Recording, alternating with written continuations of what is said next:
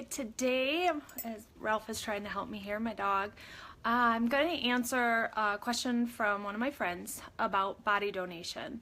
She wondered what my thoughts were, pros, cons, just kind of the process. So it's a little more technical, a little more nitty-gritty question, not as lovey-dovey, touchy-feely, but I want to go over this and answer it because I think it's important. I think a lot of people, when they think body donation, it's this romantic, grandiose thing that you're helping so many people, but I think there's a lot of facts that you need to know about it as well. So how to donate. There are a lot of different universities, no matter where you live, that you can donate to. The most local that I've dealt with is University of Michigan and Michigan State. I did look into a couple other across the country, just looking at some of their overall guidelines just to see how they compare locally, and they were pretty much the same. A lot of them have online forms, so you can pre-register if you want to do a body donation. And so you can get online, fill those forms out, submit them over to the university, and then they're on file. You can put a card in your wallet. Biggest thing is let your family know what your wishes are. Unlike maybe burial and cremation where things can maybe be changed at the time of death, once you have agreed to donate your body, you're kind of locked in once it's on paper, which is different. So fill those forms out, let your family know what you want to do. At the time of death, the funeral director needs to be contacted. You have to go through a funeral home. You always do. So you would call the funeral director, and then things have to go pretty quickly because you really need to get to the university so they can do their preparation as quickly as possible.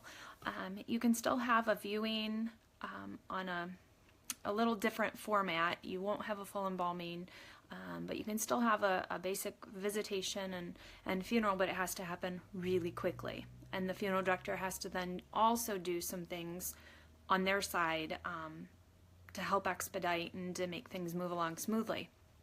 But once you get to the university, then you're gone.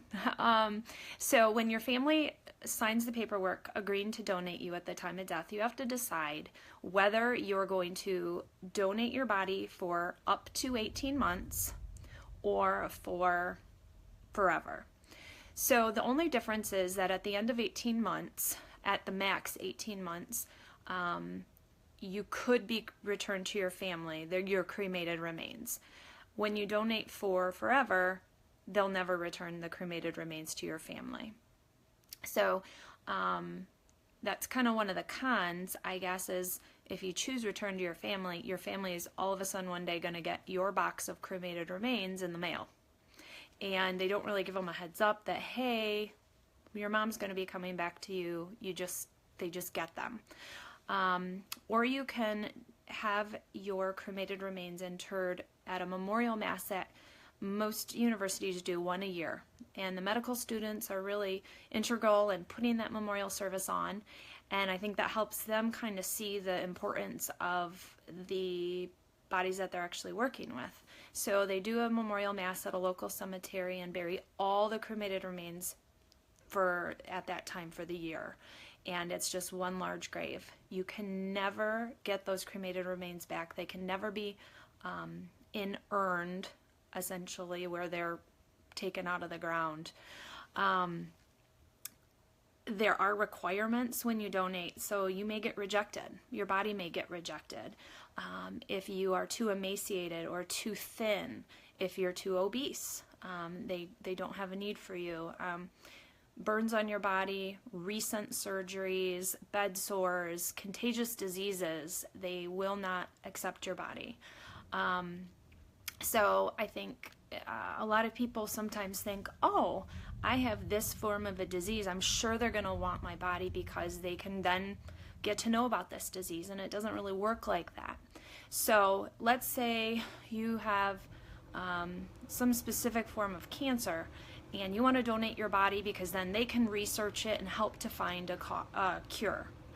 Well, only if the university that you're donating your body to is doing a study on that specific cancer at that time, will that actually happen?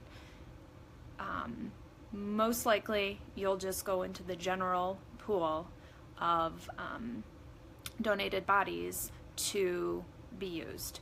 So it's very, very infrequent that someone with a specific disease will ever be able to use their ailment to find that cure, which I think is not very common information. Costs. So a lot of people think they're going to donate their body and it's free, and that's why they're going to do it. If you live right by a medical school, like within 10 miles, 15 miles, then costs will be covered. But if you live outside of that, then you're going to owe the funeral home for their services, for it usually works out about to what maybe a direct cremation sometimes would cost. I'm not going to say specific numbers because everywhere is going to be different, but you are going to have costs. And especially if you live a good distance from a medical school, you have to be transported to the medical school, and those have to be covered as well, those transportation costs. So I know one common question is, can't we just, what if we die at University of Michigan, can't we just donate right there? That's different because you are then local. And so there is less, I'll have to check University of Michigan cost. I think they do not cover, but Michigan State does cover, so don't quote me on that. But each school is specific in if they cover some costs or not. I think looking at the should I do it, should I not do it, without trying to put my personal beliefs in it, I think you really have to, one, with any decision, have the talk with your family. Is this going to be something that is comfortable for your spouse, for your children, for your grandchildren? Is this going to work for them as well? Because you just disappearing off to a medical school to be returned maybe, within 18 months, are they comfortable with that? Are they comfortable not having your presence, not having a grave to go to now, without having you there for a service possibly? So I think that has to be part of the conversation. That's personal belief, but that's also something I know that needs to happen with families. Also, I think you need to look at what does happen. Just like with the, I want to donate my body because I have a specific cancer and I want to help people with that kind of cancer. You need to know what happens to your body as you go. So maybe a little more vivid than anyone wants to know, but when you sign your consent, you're signing for your body to be sometimes destructed and sometimes used in ways that are forceful and violent, I think is how the terminology goes. When you're donated to a university, they can also send your body out to another local or consulting company, so military, police departments, archaeologists, engineers, ballistics, trajectories, things like that. All of that information and how we're helped by, how we're helped by how guns fire and how we're helped by how vehicles protect us in accidents, all came from real testing that was done on real bodies. And so if you're comfortable with your body being used in that way, by all means, that's fine, that's great, and go for it. I think there's some people that don't realize that body donation, you could be used in those manners. And you're not always kept in whole.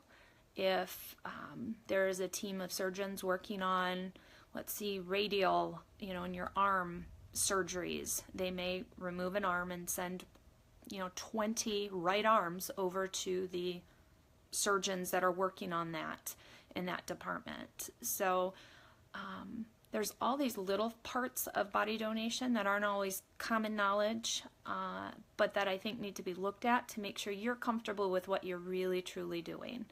I think it's a great thing for people because we get what we have, medicines and support from the medical community and from the military and from everywhere, out of tests and studies that are done, but you have to be completely comfortable. Your family has to be comfortable in the long run. So it's your choice, but hopefully this gives you a little bit of information and maybe clears up a few things. So thank you guys. I'll see you soon answering some more questions. Bye.